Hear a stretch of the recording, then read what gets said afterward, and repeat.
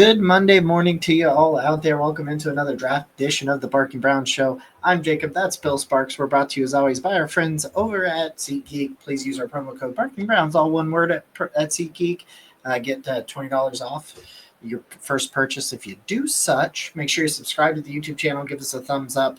We're recording this, of course, on Saturday night. So that we can give you basically our immediate reactions to what happened in the college football world and how that affects the draft.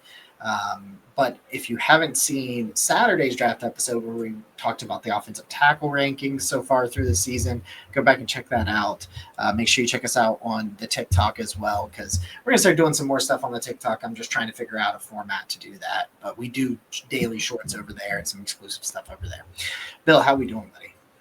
Listen, Jacob, man, we have to talk about it. This slate in college football was probably one of the best we've had in a while. I mean, four top 10 teams, if you include Miami on Friday night, four top 10 teams lost this weekend. Insanity. It wasn't one of those weeks where if you made me going into this week, there have been other weeks that I had more expectations, like where I was like, oh, this is going to be a great week. And this ended up being, I don't know, maybe the best weekend of college football. I mean, it's definitely one of the better ones, and it was unexpected day. A lot of stuff that went on that was just interesting, some upsets, like you said, like some things that some players that I think are separating themselves. So we're going to jump right on into it, and where I want to start with, for me, and then I'll see what if you agree. For me, it is very obvious, and I understand that it wasn't like he was playing against Ohio State's defense, but for me, Fernando Mendoza is very clearly separating himself from the rest of the quarterback prospects in this class. What was it at one point he had? He ended with 24 of 28, 332, and 4 touchdowns. So 4 incompletions, 4 touchdowns. Right. There was a game, which is not the first time he's had a stupid stat line like that. He's had more touchdowns.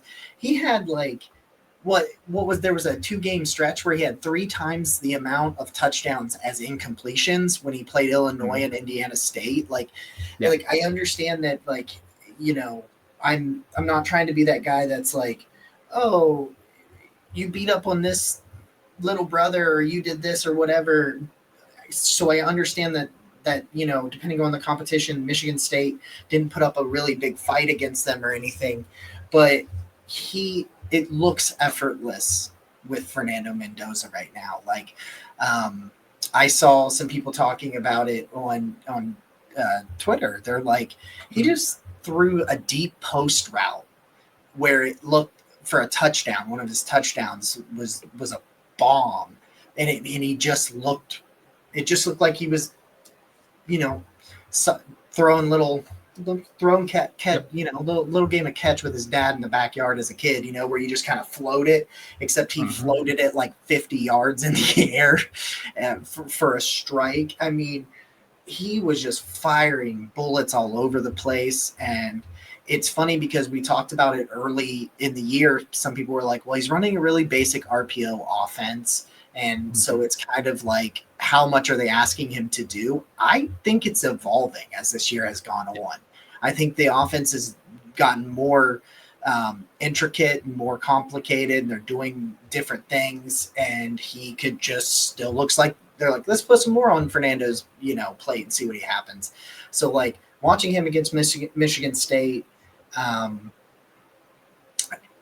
this also had the makings of a game that could have been a massive letdown. And we'll talk about the other quarterback that could have had a massive letdown that played really well today. But coming off that big win against the Oregon Ducks and getting moved up there was no letdown, no emotional oh, yeah, we've arrived. Oh, it's just Michigan State. We don't have to worry about them. No, Mendoza came out firing. And for me, when I'm talking about quarterback prospects in this class, Mendoza is in a tier by himself for me right now. Yeah, no, I agree with you. You're spot on. It's the Fernando Mendoza show when you look at this quarterback class. Because I mean, listen, one of the things that I've talked about when I evaluate quarterbacks, we talked about it when we did our quarterback rankings, is how do you look against the teams you are supposed to beat up on? How do you look in control against the Kennesaw States, the Indiana States of the world? You look at his stats this season: Indiana State, Illinois, Iowa, and Michigan State today, his yards per attempt were north of 10 yards an attempt. Which is stupid. Like, that's just Insanity. Like insanity. You look at his touchdowns in the games that he's played. Kennesaw State 4, Indiana State 5, Illinois 5, Iowa 2, Oregon 1, today, and Michigan State 4.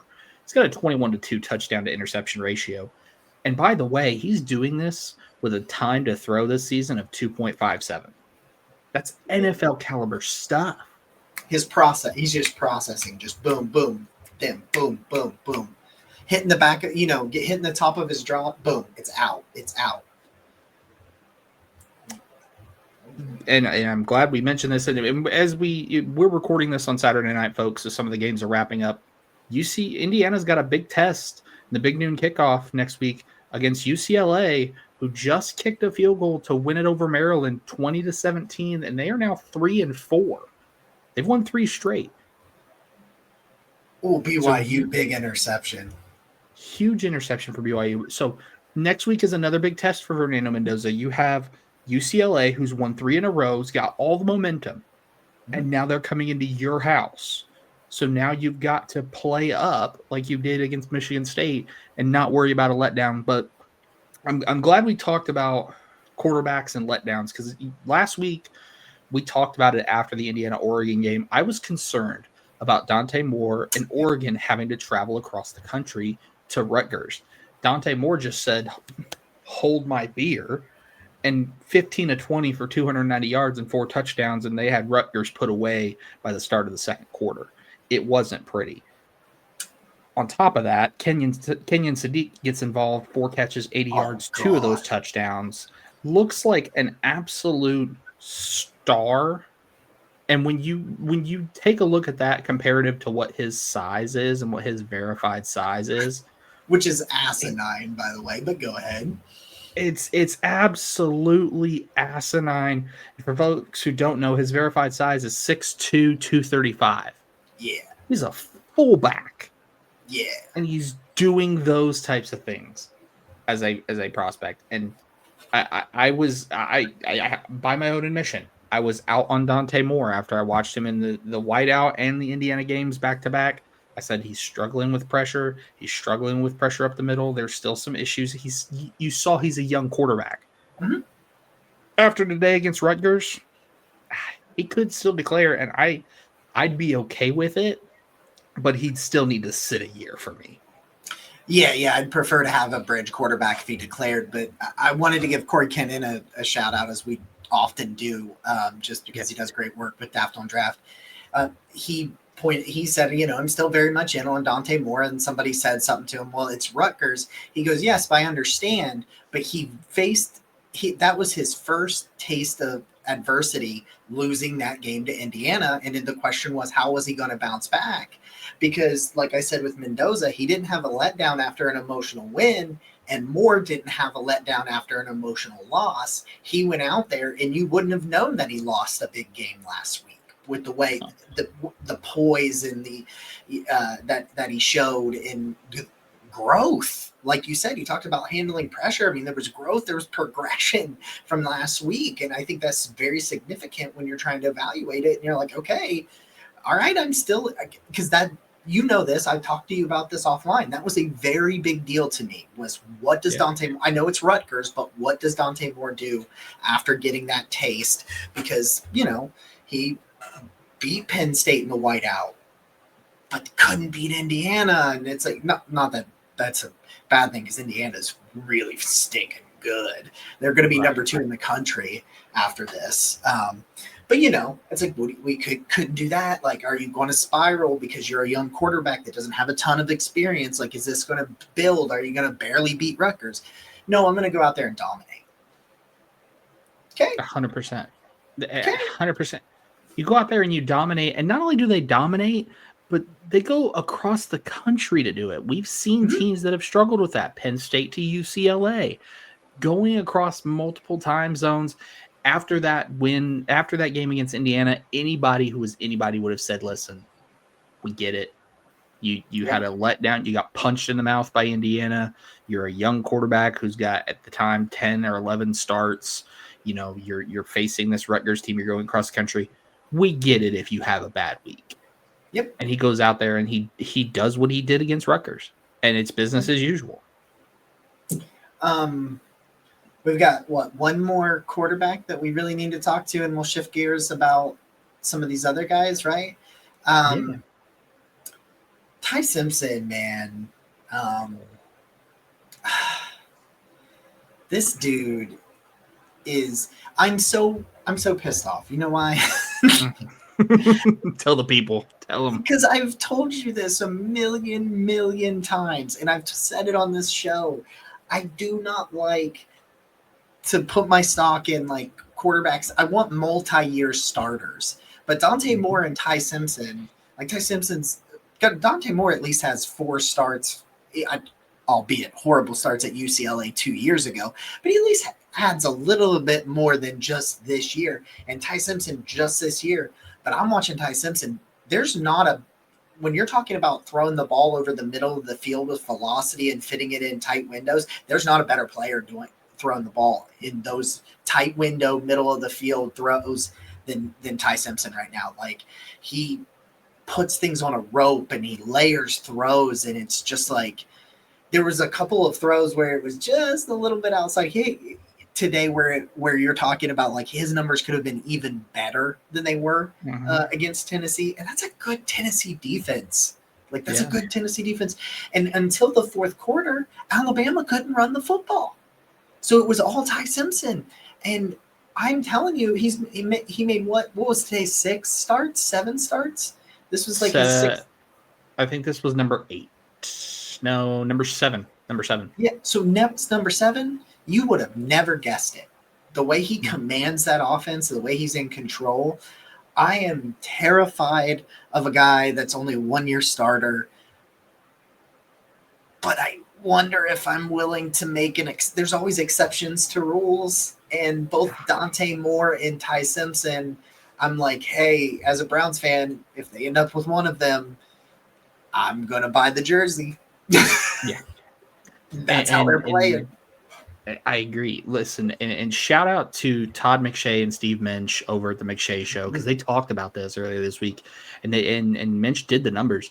Essentially, it boils down to the perfect world for your quarterback is to get at least 30 collegiate starts. That's where most of the successful quarterbacks have come into play. You under that number, you're going to be less successful. Over that number, you're going to be more successful. Yep. But I'm with you.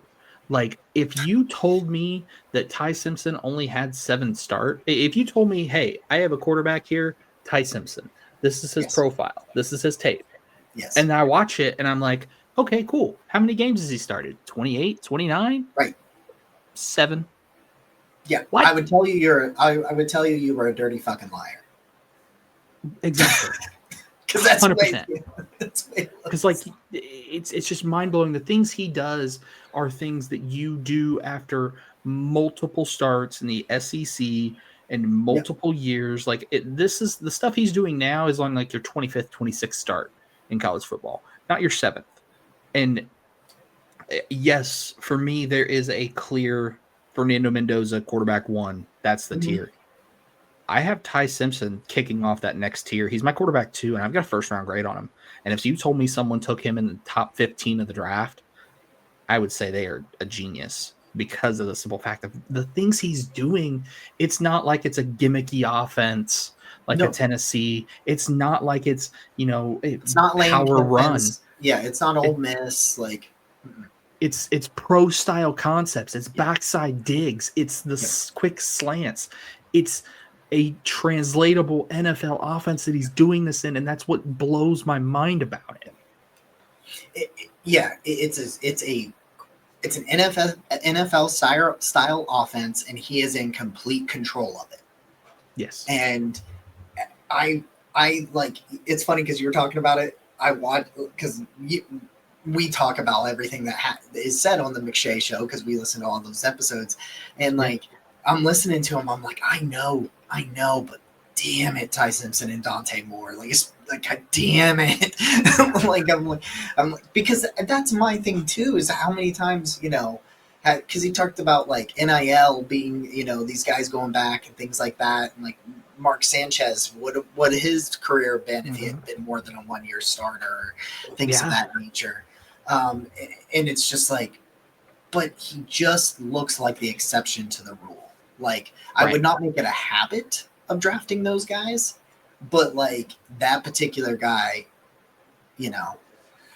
So that's go ahead. If you're going to, I was going to say, if you're going to take those guys, you take the guys like Ty Simpson, like Dante Moore, or even like one more guy that I'll mention that I know has been mentioned out there, had a rough go of it today, and Lenoris Sellers. Listen, he has been a guy that I've said you feel bad for him. He's got all the traits in the world, absolute rocket arm, just strong body. But I hate saying this.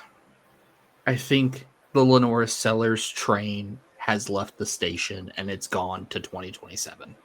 And I think he's got it. He's got to get out of there. And honestly, if you told me that Mario Cristobal threw the bag at Lenoris Sellers, put him down in Miami. Send him down there. Ooh, I honestly had not thought of that. I like that a lot. Yeah, dude, I texted you and I texted some group chats. I was like, I feel bad. I'm like, Lenoris, he has no chance behind that line. Like, he tries to be Superman and he literally just, and sometimes he does. And when you see those plays, you're like, yeah, this is why he was my QB1 coming out of summer, because the ceiling is the highest of any of these guys. But yeah, man, like he needs to. I think he just needs to get the hell out of South Carolina, because I don't know what's going on there. So now we'll move past the quarterback conversation, and we'll talk about some more shout outs and some things as our our little quick hitting Monday episode. This is a note that I have. Carnell Tate is not getting out of the top 20. That is top 15. Yeah, you could probably move it up, but like I'm an Ohio State guy, so I'm always watching the Ohio State, and I'm watching this game, and I'm thinking to myself, like, Jeremiah Smith still does what Jeremiah Smith does, right? Like 9 catches, 97 yards for Jeremiah Smith. But then you got Carnell Tate, 6 catches for 111 yards and 2 touchdowns. And both of those touchdown catches, first off, I think there has been some slander on Julian Sayen's arm that needs to be reprimanded, because he threw some darts. And the one Carnell Tate's, if you have not seen Carnell Tate's 2 touchdown grabs from this week against Wisconsin, the first one he elevates over 2 people and loses his helmet, and he's in the back of the end zone and just finds a way to get it. To me, it's like his contested catch. I kind of thought contested catches for him were a little inconsistent, but these last 2 games, he's been insane. It does not matter what you do. He's a great separator. He's catching everything. Like he's so smart in the way he attacks defenses, especially zone coverages. It's just like, he reminds me of some of the guys that have gone before him. He reminds me of Emeka Egbuka. He does a lot of those things that Egbuka does, where you knew Egbuka was fast and athletic, but you were like, he's not a 4.2 guy, and it's like, I think Egbuka's probably still a little bit quicker than Carnell Tate, because Tate's probably going to be like a 4.5 guy, probably 4.55, yeah. Yes, somewhere in that range, but more than quick enough. Great hands, really smart, and he's one of those guys that you can tell that the relationship and the trust with him and his quarterback and Julian Sayen, you can tell that, like, and it's there with Jeremiah Smith too, because Jeremiah Smith is a freak, but it's like Sayan is willing to take some more risks throwing it at Tate than he would throwing it at Brandon Ennis because he knows what Tate can do. And not that Tate's a small guy, but you would think has super crazy long arms because his catch radius, man, that body control and his ability to just contort and just like, oh, the ball's all the way over there. Somehow he teleported. It's like, it's insane to me. Like, I just wanted to put it out there that Carnell Tate, I continue to love this wide receiver class. And top 20 for me is the absolute lowest I think he goes in April. 100%. I think the biggest reason he doesn't go top 10 is that speed concern. When you're a 4.55 guy, NFL is all about speed, and it's going to be. We can already see it now. You and I, we just talked about the combine earlier this week, and I can see that being the storyline. Does Carnell Tate run a 4.55? Then when he runs a 4.55, everybody loses their minds. Is Carnell Tate too slow for the NFL? Da, da, da, da, da. And then someone takes him in the top 15, and it's no problem. But listen, he is probably one of the best separators in this class. Yeah. I would put him 1B to my 1A, who I'm going to talk about here in a second, who also had a really good day. But you look at the way he just separates, and you look at the way he contorts his body. It looks like Cirque du Soleil out there when he's just catching those passes from Julian Sayin. And he's the next guy. He's the next guy when it comes to wide receivers from Ohio State. But I have to give love to two wide receivers now, because now you got me on the wide receiver talk. And the first one is my wide receiver one. It's Casey Concepcion. 5 catches, 53 yards, and a touchdown. So the stat line doesn't show it, but he was open consistently. Call him Waffle House, like you do Elijah Surratt, because he was open. If Marcel Reed could have got him the ball on a more consistent basis, he's cooking. Like, his burst up and down the field is quick. He gets out of the gates. He separates with ease. He is a quarterback's best friend. Yeah. But yes, the numbers aren't there. And I think that's why he's a little bit lower for folks, because you don't see those numbers. But I promise you, come join me on the Casey Concepcion train, because you'll love it. But I'd be remiss if I didn't come to the show with a sleeper. A wide receiver sleeper today. Okay. Listen, when you spend 3 years at Harvard and amass over 1,500 yards and 14 touchdowns, and then transfer up to the next level, there's going to be some questions behind your game. Everybody's going to say, yeah, those are great numbers, but it's Harvard. Yeah, it's Harvard. So how do you answer that? Well, I don't know. How about 4 catches for 88 yards against Illinois? How about 4 catches, 72 yards, and 2 touchdowns against Syracuse? How about 13 catches for 172 yards against Georgia Tech? That's right, folks. I'm talking about Duke wide receiver Cooper Barkate. I watched that Duke Georgia Tech game today, and he caught everything in his radius. Yeah. It could have been the next county over. If he's in the ballpark, he's catching that thing. Contested, not contested. And he was a guy that I had watched coming into the summer. I put my eyes on him because I always put eyes on Ivy League guys, because I watched a lot of Jaden Craig, the Harvard quarterback, and I said, who is this target that Craig keeps throwing to? And it was Cooper Barkate. And I said, I'm going to put a pin in Cooper because I want to see more. And Cooper said, you want to see more? Here's 13 catches for 172 yards. I promise you, this is not the last time you will hear me talk about Cooper Barkate in or around this show. Every week I continuously think about what thing I said to you. It was either last week or the week before. It was last week, because it was when we were doing our wide receiver rankings. I think this wide receiver class is last year's running back class in terms of it is just absolutely juiced top to bottom with talent. Next guy I want to talk about, because he got slandered for a little bit and people were questioning if we were too high on him, until today when Jeremiah Love took 24 carries for 228 yards and a touchdown against Notre Dame. I think he had also had 5 catches for 37 yards. So let's keep that in mind there. So you're talking over 250, over 260 yards of offense from Jeremiah Love. It kind of was a little bit of a slow start, and even you and I were like, "Oh man, were we a little bit too high on Jeremiah Love?" And it was kind of like because some of the usage things were weird and things like that. Yeah, man, like he's a game changer. I think he's a game changer at the next level. Like he's just if you let him. What did the first 2 plays for Notre Dame on offense? It was a 60 or his first two touches, 63-yard run, 12-yard touchdown run. Yep. Like that's how he started his day, and that's when I was like, oh, yeah, yep, that's what 100%. We're doing. And you know what's so mind-blowing to me too is it's not just Jeremiah Love, it's also Jadarian Price. Yeah, like those 2 dudes, that's a running back room. Like honestly, I feel a little dirty in saying this, but I'm gonna say it. This running back room reminds me an awful lot of Ronnie Brown and Carnell Williams from Auburn. Ooh, yeah, okay.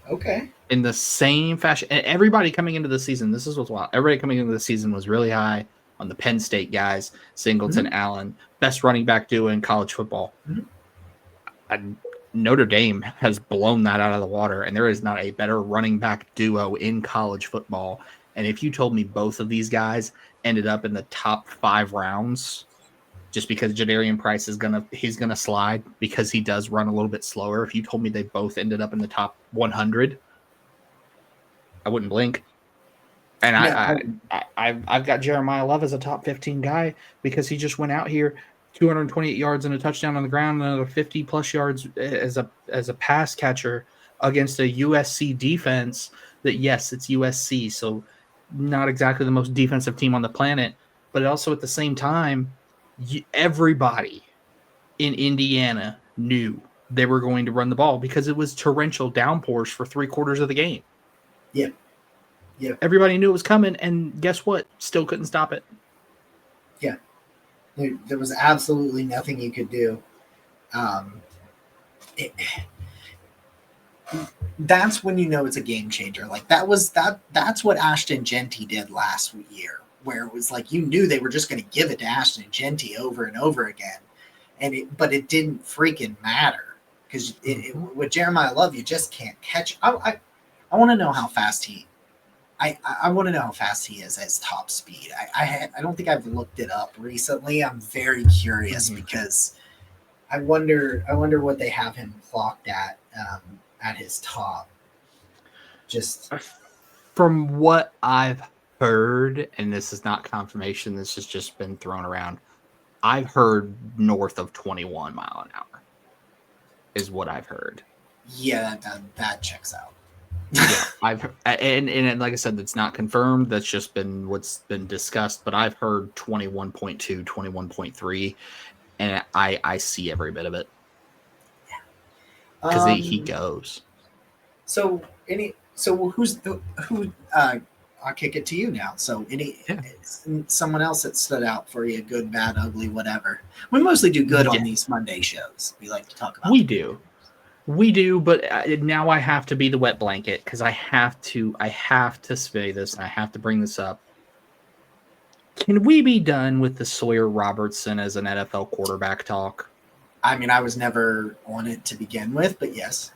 I know there were people that had him as quarterback 1, and I know there were people that were high on him. But listen, 25 of 52, 318 yards, 2 TDs, 3 interceptions for Sawyer Robertson. And I watched that Baylor game. It was not pretty. And you saw the deficiencies that Sawyer Robertson has as a quarterback. He is a definition of a big guy who doesn't have a big arm. Yeah. And against TCU, you're going to have 318 yards on 52 attempts, but also 3 interceptions. And I watched all 3 of those interceptions. There was nothing justifiable about any of them because if you have a lot of interceptions in a game, I will understand if I can see what you are looking A at. tipped pass, some things like that can happen. Yeah. Right. Even if it's a direct throw to someone, if I understand the read you're trying to make, Yeah. okay, I accept it. Sure. I watched him. I couldn't tell you what he was looking at. Couldn't do it. So I was never in on him to begin with. I had him as a round 5 guy. But I'm just the ship has sailed for me on Sawyer Robertson as a quarterback in the NFL, as a backup in the NFL. I still think he gets drafted by someone, but I Yeah. don't want it to be me. Yeah, he's a day 3, like, there a lot of teams do this, and I'm a big fan of it. Like, every couple of years, taking like a day 3 quarterback, because you never know when your starter is going to get hurt, and you might get lucky, and then he plays well in relief, Yep. and then you could trade him for an asset. It's things of that nature. You might get a Brock Purdy. So like somebody's going to take that chance because they're going to look at him and they're going to look at the numbers and go, well, there are some things that he does well. Like Yes. there's a lot.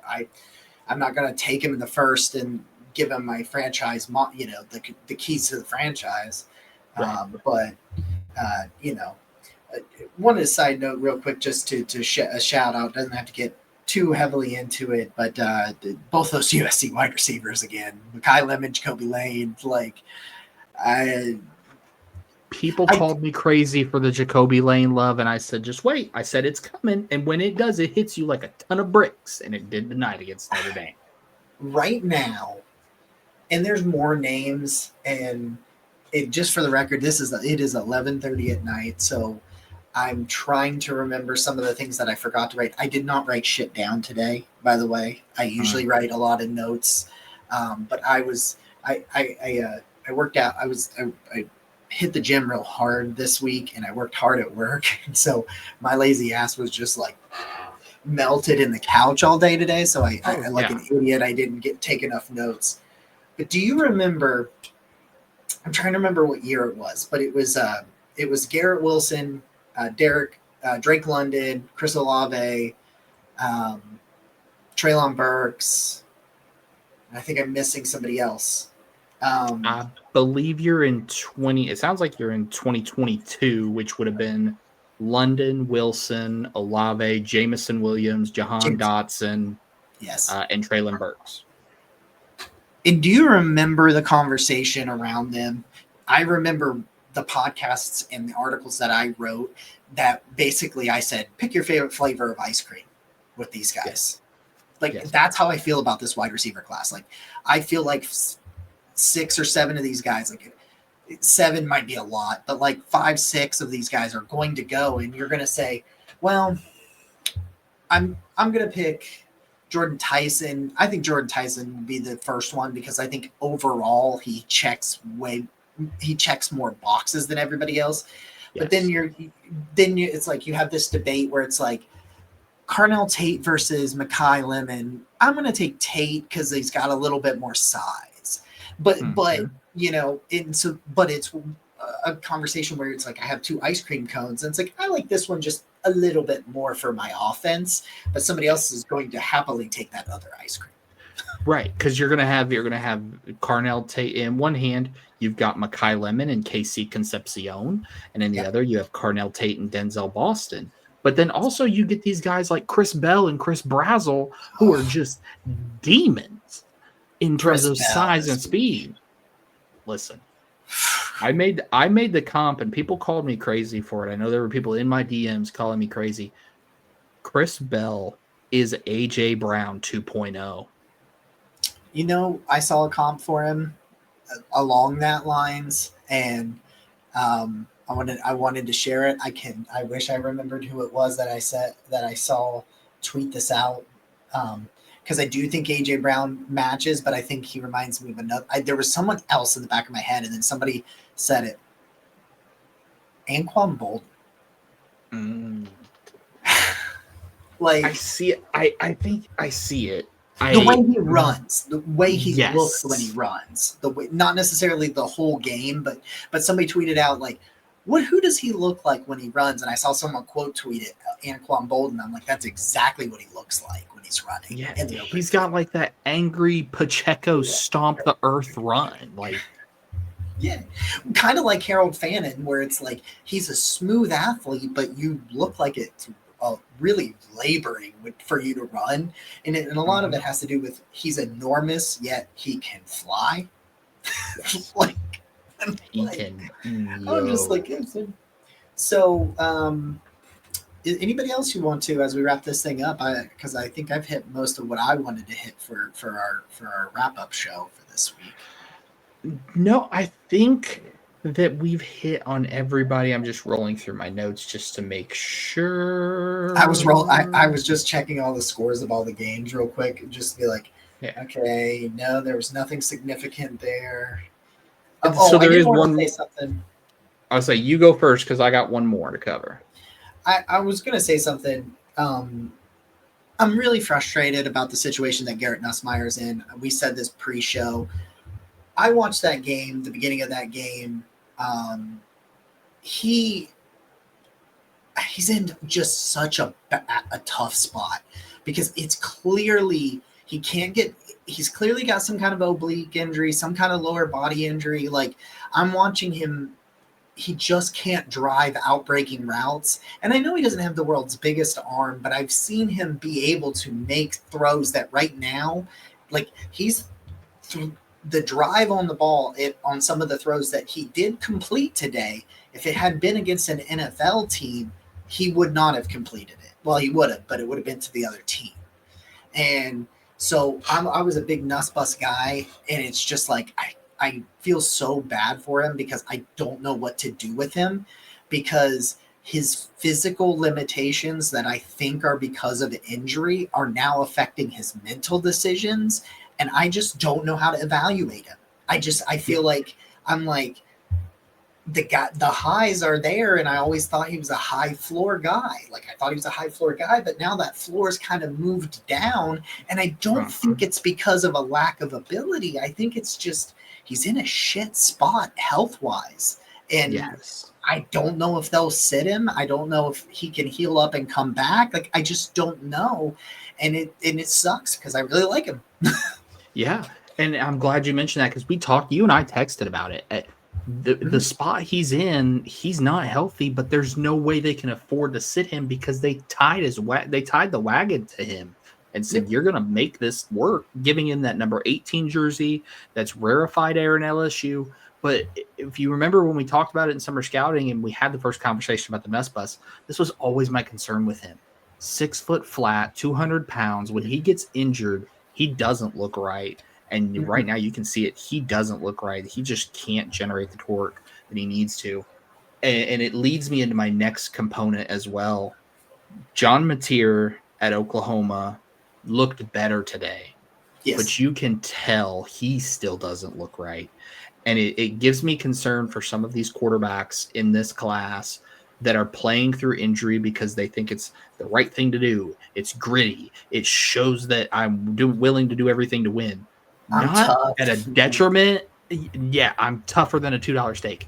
Not when it's at a detriment to your team, your college football chances, and your draft stock. If you are going to do more harm than good by playing, sit it out. Get right. Come back. If I'm Mateer, I would go back. Yeah, I would go back and I'd put myself, and I'm a Mateer guy. Everybody who watches this show knows I'm a Mateer guy. I think the thing about it too is though everybody loves the leadership of him, and I think that has what has put him back. I think. Oh, okay. I thought that was the BYU Utah game is still going on the side for me, for folks that are wondering why I'm a little spazzier than normal. But yeah. Anyway. Yeah, guys, so that's our kind of our standouts, our recap there of what happened this Saturday in college football. I'm trying to potentially do some TikTok lives while watching some games. I know we're going to do it I know at least me and Casey are going to do it during the Browns Patriots game. We have a plan to do that. Bill and Nick may join if they're able, but we're going to try to do some watch, just like we get on our TikTok live. It's like at @Browns on TikTok. Maybe do some live interactions, some stuff over there. Coming up, so look out for that stuff in the future. But we're dropping shorts, multiple shorts every single day, except for today. We only did one today, and yeah. So hopefully you guys are celebrating a Victory Monday. We are all celebrating a Victory Monday. If we are not celebrating a Victory Monday, we might be celebrating a Black Monday early in terms of what we refer to as the Black Monday, the first Monday after the regular season when coaches get fired. I put a poll out there on our TikTok. I wanted to ask you this. Because I haven't directly asked you this. Yeah. So we put a poll on our TikTok and said, does the loser of this game, the 1-5 Browns and the 1-5 Dolphins, Kevin Stefanski, Mike McDonald, no, Mike McDaniel. I do it all the time. I do it all the time. Especially now that they're both head coaches. When McDonald was just a DC, you didn't talk about him as much, and now So the poll, we put out a poll: does the loser fire their coach? And we got 71% say yes. So my question to you: does the loser of that game fire their coach? When people are watching this right now, has there been a coach fired? So I say this: I give two answers here. Number one, yes, unequivocally, I think the loser of this game will fire their head coach, whether that's the Browns or the Dolphins. But number two, okay, and I hope this makes the people laugh because I can see this happening. A tie? Can you imagine a world where the Browns and the Dolphins tie? And it comes down, it's a 10-10 tie, and it comes down to a Smith field goal in the 40-mile-an-hour whipping winds that they're supposed to be in Cleveland, and he shanks it left, and that's the end of the game. Yeah, I can. Can you imagine? Because people are going to, by the time people see this video makes it on the internet, that game will have played out. And if you predicted this correctly, I swear to God, you better go play the lottery. Dude, I see a world where the Browns and the Dolphins, yes, I think the loser of this game fires their head coach, but I also see a world where neither of them lose the game and it's a tie, and everyone just you just don't know what to do then. You're just like, yeah. I don't know. Guys, we appreciate you so very much. Make sure you're subscribed. You hit that like button. Been growing a lot with the shorts and things like that. So we enjoy that.